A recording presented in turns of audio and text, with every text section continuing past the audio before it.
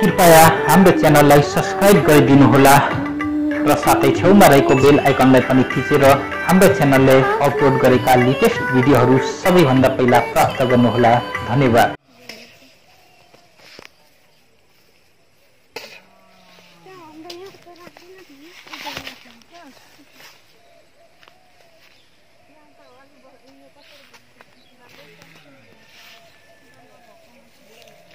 बर्दा छैन र यहाँ धेरै यहाँनेरि राख्छु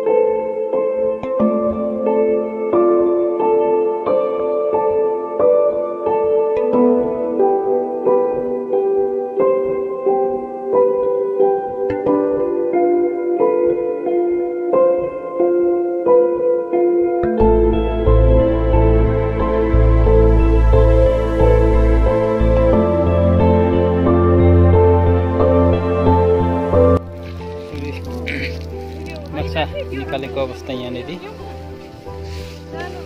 यहाँ अब हामी हेरौँ माछा कति परे रहेछ।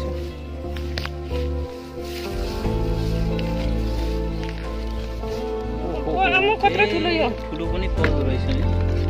म ल्याउँछु ल जुन यो पक्रा चाहिँ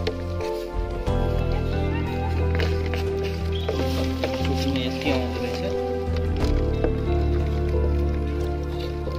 के सिद्रे माछा भन्छ है। सिद्रे माछा एकचोटिमा यति आउँदो रहेछ।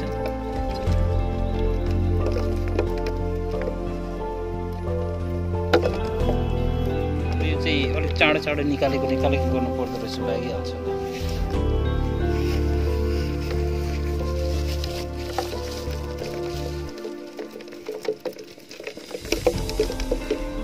आदरणीय दर्शकबिन, यहाँहरूले देखिरहनु भएको छ यो माछा मारिरहेका छौँ एउटा सानो नहरमा र यहाँनेरि साना भुरा माछाहरू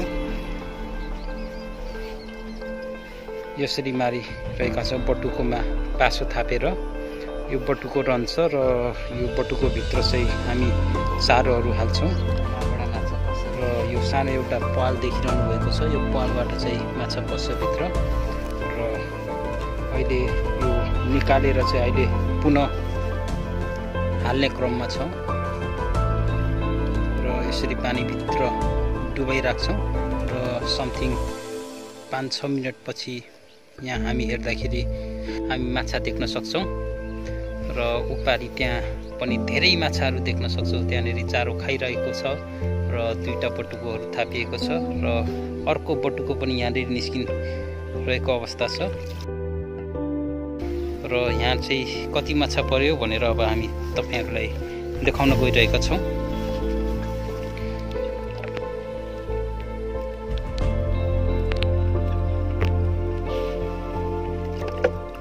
त यहाँ पनि हल्का परिरहेछ माछा चाहिँ, अघिको जति चाहिँ परेर रहेछ।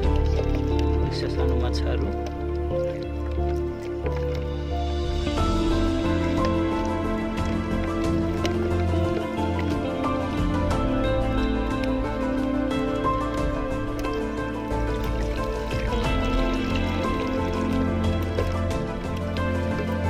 निकालेर हामी यसलाई पुनः अलिकति बटुको भित्र पिठो हालेर हामी यसलाई पोखरीभित्र हाल्नेछौँ।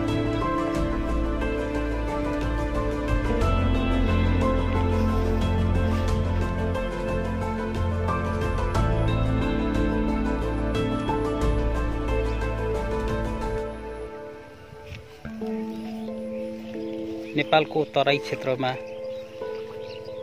यसरी माछा मारिने गर्छ। यो एक प्रकारको सानो माछाहरू मात्रै पर्ने गर्छ यसरी खेल्दाखेरि चाहिँ। यो एउटा सानो नहर बगिरहेको हामी देख्न सक्छौँ र नहरको यो जुन जाने ठाउँमा यहाँनिर फेदमा पनि यहाँ झुल टाँगिएको छ, माछालाई पासो थापिएको छ।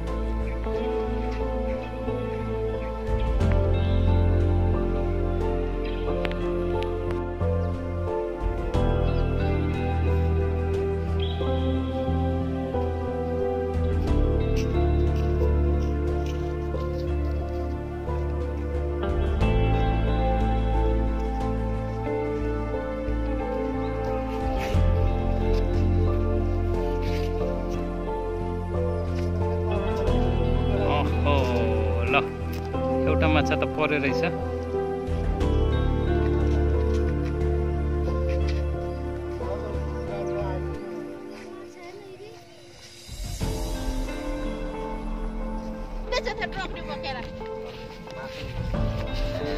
टन्नै आउँदो रहेछ त बटुको माछा।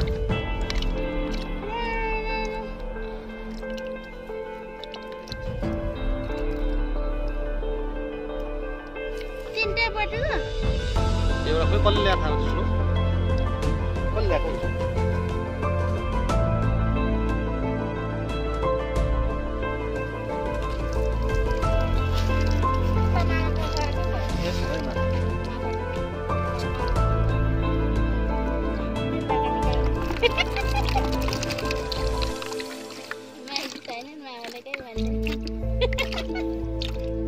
एकदम सानो माछा चित्रा। अब यति पर्दो रहेछ।